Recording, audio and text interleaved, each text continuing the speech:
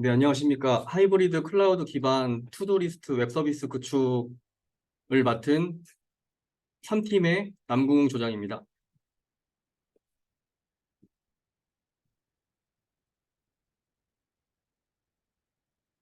네, 목차는 다음과 같이 10장에 걸쳐서 말씀을 드리도록 하겠습니다. 네, 처음 소개입니다.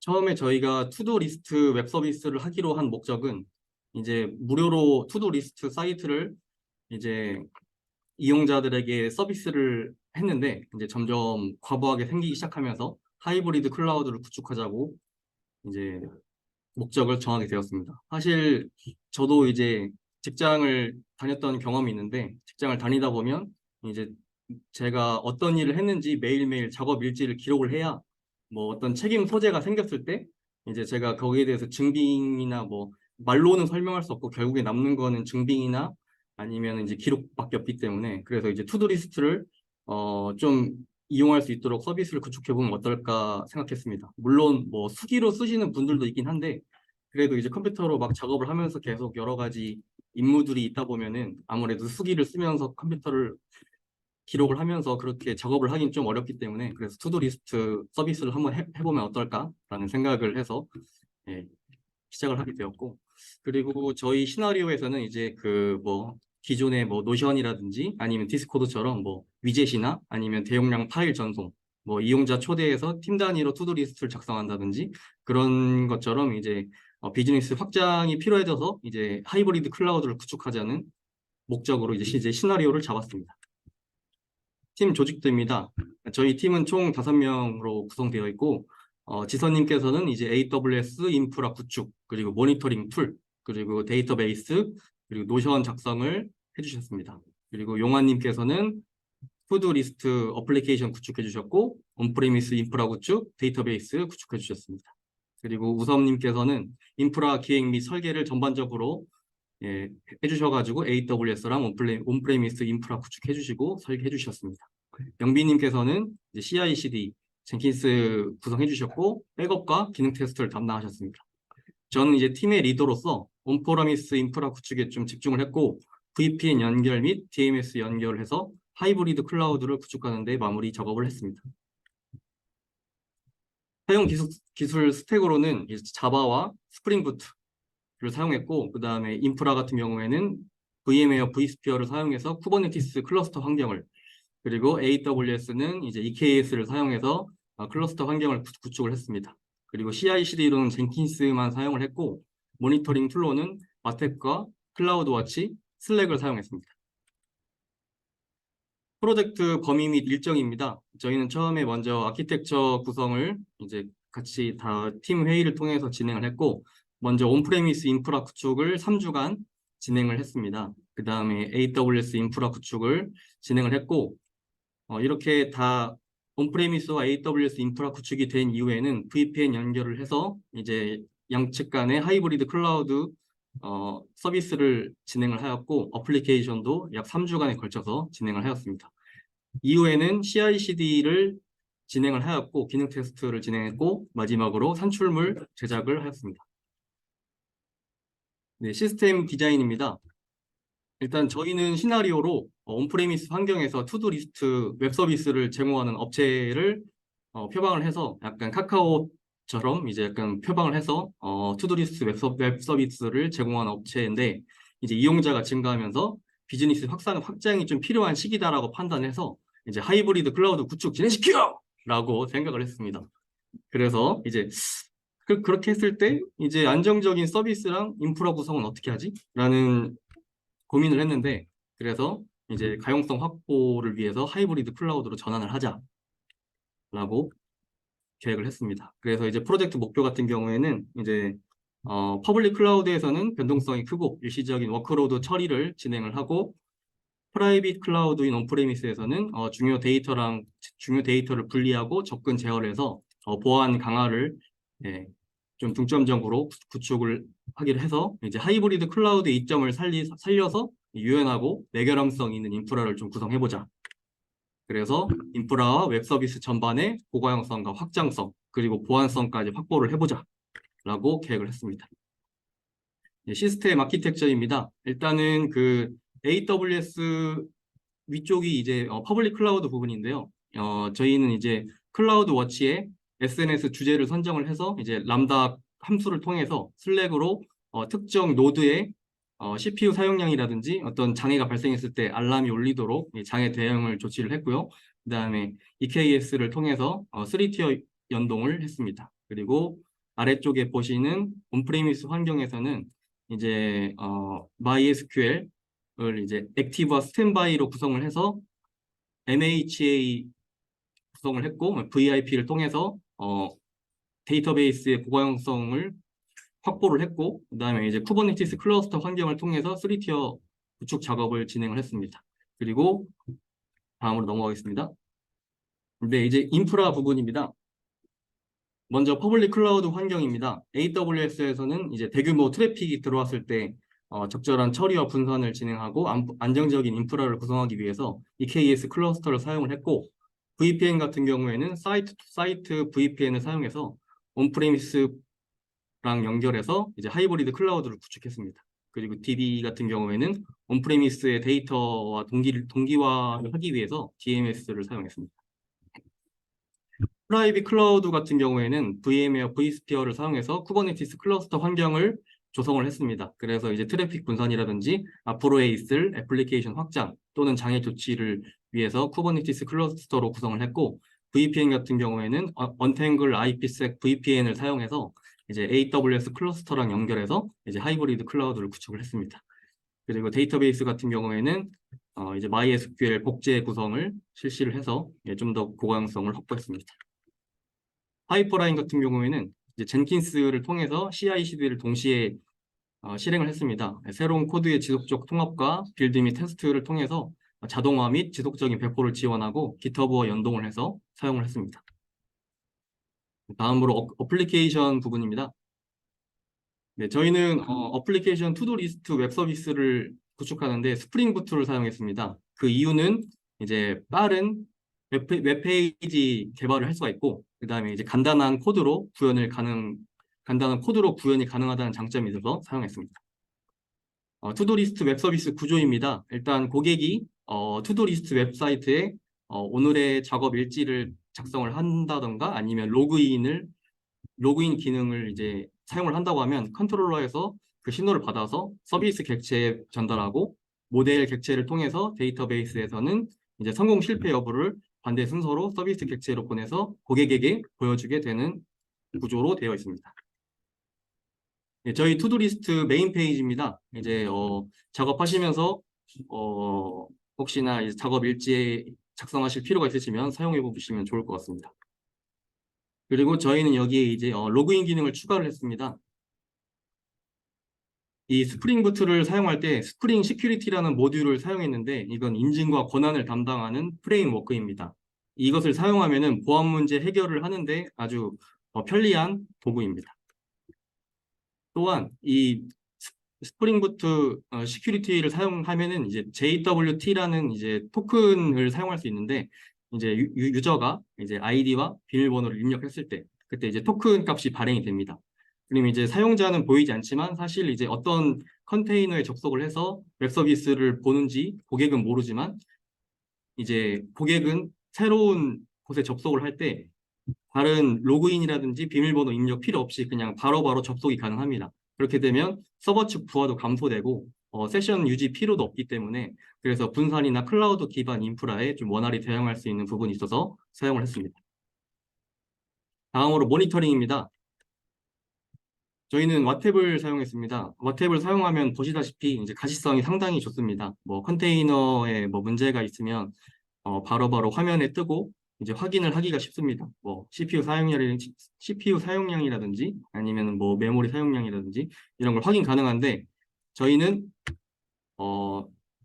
굳이 모니터링 툴을 2개를 사용했습니다. 클라우드 워치 또한 가시성과 인사이트가 확보가 되는 툴인데 이거를 저희가 왜 사용을 했냐면은 장애에 대응하기 위해서 이것을 사용했습니다. 일단은 저희는 클라우드 워치에 SNS 주제를 만들어서 람다로 코드를 작성을 해서 이제 슬랙에 전달해서 이제 특정 노드에 어떤 문제가 생길 때 알람이 울리도록 조치를 했습니다. 그래서 실제로 보시면 어제 저녁에 이제 부하 테스트를 했을 때는 EKS 특정 노드를 어, 람다에 트리거 시켜놨는데 이제 위험 상태에서 저녁 11시 57분에는 다시 정상 상태로 돌아온 것을 볼 수가 있습니다. 네, 다음부터는 CI/CD 부분은 우섭님께서 발표해 주시겠습니다.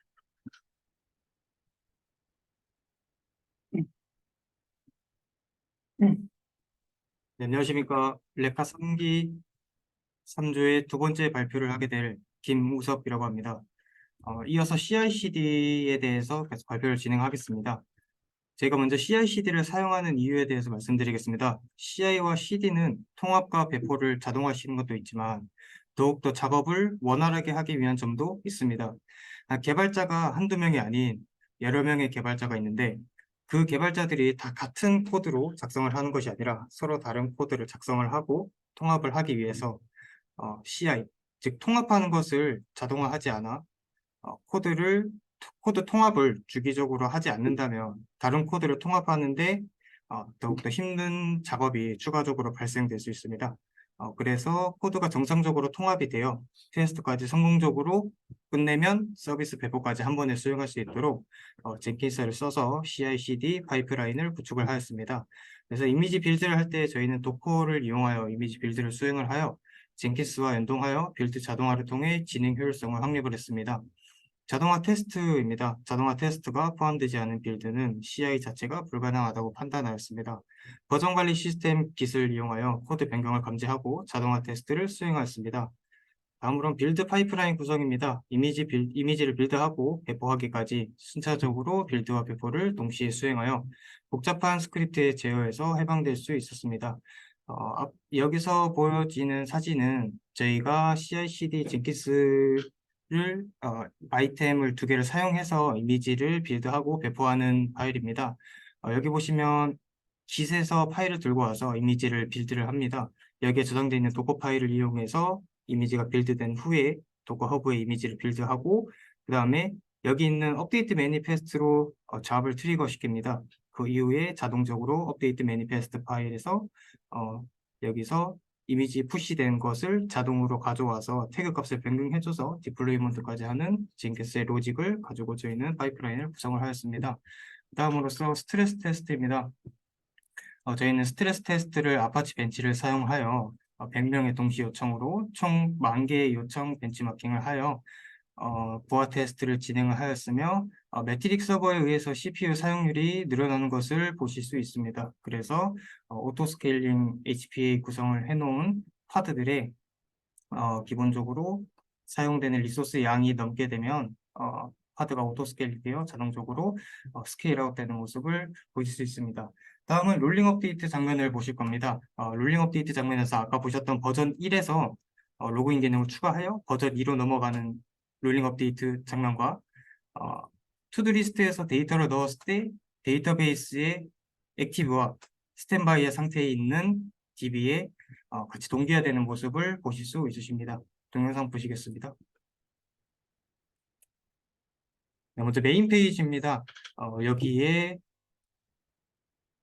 제가 데이터를 저장을 하면 여기에 연결된 DB 액티브에는 자동적으로 데이터가 들어갈 것입니다.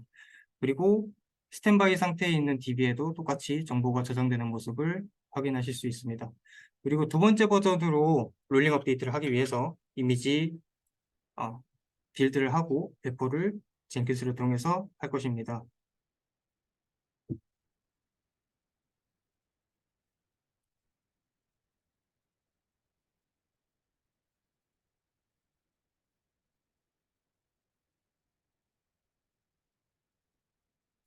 자동적으로 업데이트 매니페스트에서 자동적으로 트리거되어 정상적으로 실행되는 모습을 보실 수 있고 롤링 업데이트가 된 이후에는 로그인 기능이 추가가 되었습니다. 그래서 로그인을 하고 난 이후에도 똑같이 메인 페이지에서 데이터를 삽입하고 저장을 하면 데이터베이스 액티브에서 똑같이 데이터가 저장되고 스탠바이에서는 데이터가 동기화되는 모습을 확인하실 수 있습니다.